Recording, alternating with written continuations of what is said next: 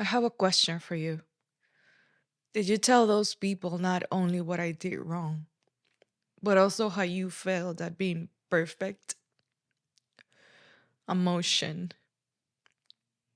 As if my cells would detach completely from each other. As if my organs could reach the bottom of my feet. The blood that's left boils and fries my senses, splashes away the last bit of logic. Tears want to come out, and words be liberated.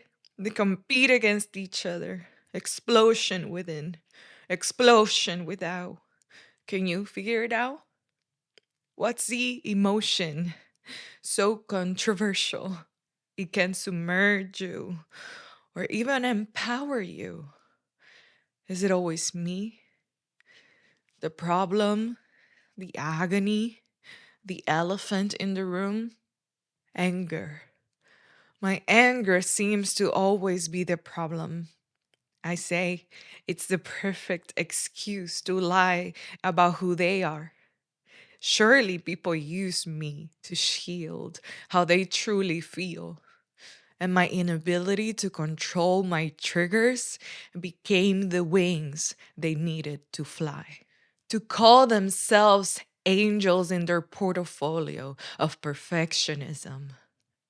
Sadly for them, I've been gifted with the ability to see through others. My biggest downfall was my anger for never admitting I was right. But what is being right, really, if the truth is a perception of our circumstances? Still, is it valid how I feel? Sometimes everything feels unreal. If I have been a victim, not by choice, could anger mostly be an accumulation of traumas and dark moments invisible to the naked eye, invalid to the human ego? What would they have done in my shoes? If only when you are on the spot is when you truly know who you are and what you're made of. Can any of us really judge anyone? I'm not a hater, I'm a lover. But haters diagnose me with their condition. So much so, I almost believe them. But in the midst of my sorrow, a loving voice whispered within me, they don't know what you've been through. What she's been through. When she's angry, she doesn't say what she really wants to say. She wants to feel understood and doesn't know how to be vulnerable, how to break that wall in front of her. When she's angry, she wants the other person to hear what she heard, what gave her such a headache. She wants the other person to see what she saw and why her stomach churned. The unwanted sensations that came from unwanted surprises she experienced. The same sensations you might experience when she screams and it feels personal to you. But it's not more than a scream for freedom. The seeking of peace she has fought so long for.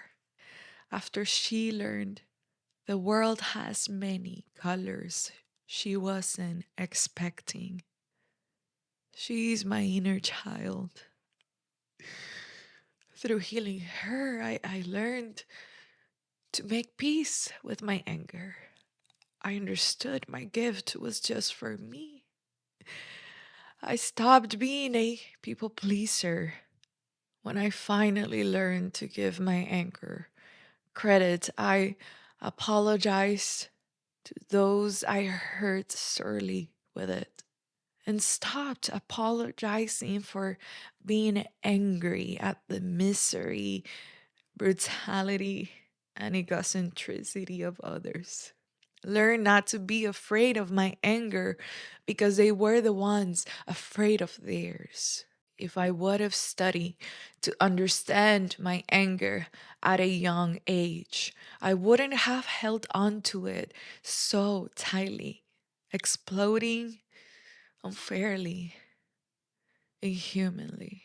I would have learned how to turn it into what it really is, a harsh realization of the truth that needs to be expressed in the healthiest way possible.